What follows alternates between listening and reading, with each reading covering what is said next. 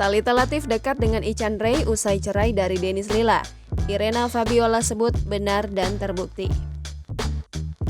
Dugaan Irena Fabiola seolah benar ketika kini pemain sinetron Thalita Latief dekat dengan Ican Ray, mantan suaminya, sebelum bercerai. Benarkah tudingan tersebut? Thalita Latief pernah dikabarkan menjadi pelakor hingga biduk perkawinan Irena Fabiola dan Ican Ray kandas dengan perceraian. Meski pernah membantah kabar tersebut, Thalita Latief kini benar-benar membuka kedekatannya dengan mantan suami Irena Fabiola itu.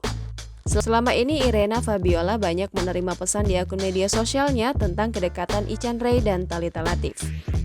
Irena Fabiola bahkan merasa terganggu melihat kedekatan Thalita Latief dan Ican Ray. Di satu sisi, Irena Fabiola merasa lega setelah dugaan Thalita Latief menjadi perusak rumah tangganya dengan Ican Ray itu benar adanya. Sejauh ini Irena Fabiola tidak mau banyak bicara tentang hubungan Ican Ray dan Thalita Latief. Jangan lupa subscribe, share, komen, dan like ya!